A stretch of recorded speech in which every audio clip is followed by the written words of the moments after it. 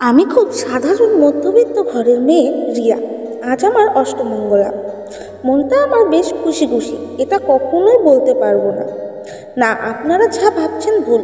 আপনারা বলবেন বিয়েটা তো আমি নিজের ইচ্ছায় করেছি, তাহলে আপত্তিটা কোথায়? যেটুকু খুশি আমায় দেখছেন সেটা আমি বাপের বাড়ি যাচ্ছি বলে শুধু মনটা খুশি। কিন্তু আগামী পরশু আমি আর আমার বর বাবা জীবন যাচ্ছি প্রথমবার একসাথে ঘুরতে।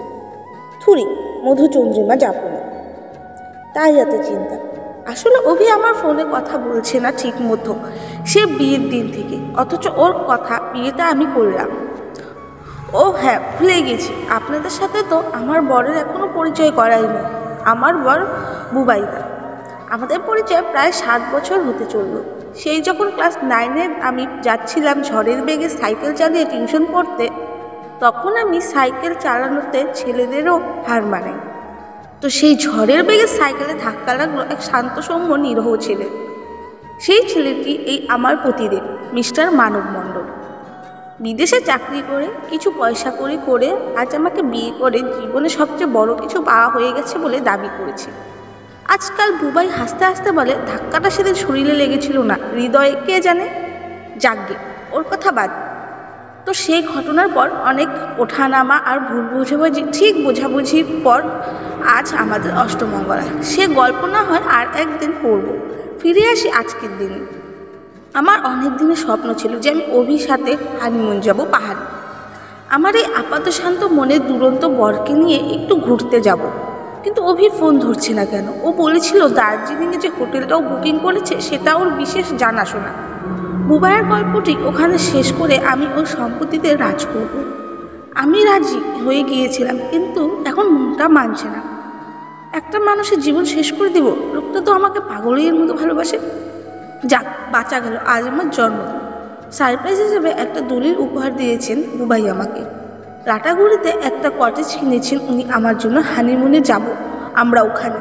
সারাদিন বেশ ভালো কাটলো, কিন্তু মন খারাপ হলো বিকালবেলায়। আমার আর ওনার মামাতো বোন অয়ন্তিকার জন্মদিন। একদিনে বিকেলে একটা সারপ্রাইজ পার্টি আয়োজন করা হয়েছিল, আর সেখানে আমার জন্য ছিল আরও একটা সারপ্রাইজ, অভি আর অয়ন্তিকার এঙ্গেজমেন্ট। অথচ আমাদের বিয়েতে ওদের আলাপ। শিল্পপতির মেয়ে বলে বোধহয় অত তাড়াতাড়ি সিদ্ধান্ত নিয়ে ফেলেছে অভি। বাড়ি ফিরে মনটা কিছুতেই ভালো করতে পারলাম না, শুয়ে পড়লাম। উনি বললেন, তোমার মোবাইলটা দেবে একটু, একটা গেমস খেলবো। দিয়ে দিলাম। কী ধরনের মানুষ এই লোকটা কে জানে, কি ধাতুর তৈরি কে জানে। আজ উনি অভি আর আমার ঝগড়াটা দেখেছে। অভি স্পষ্ট বলেছে আমি বুবাইকে ঠকিয়েছি, তাও আমাকে ঠকিয়ে কোনো ভুল করেনি। সকালবেলায় উঠে আরও একটা সারপ্রাইজ, অভি অয়ন্তিকা আসলো আমাদের সাথে। দিনটা ভালো কাটলো। মানে আমি চেষ্টা করলাম সব কিছু ভুলে নতুন করে শুরু করতে। অভি বোধহয় আমাকে কোনোদিন ভালোবাসেনি, ও বেশ নির্লিপ্ত, অয়ন্তিকাকে খুশি করতে ব্যস্ত। অয়ন্তিকা হঠাৎ ঠিক করলো বাইক রেসিং করবে।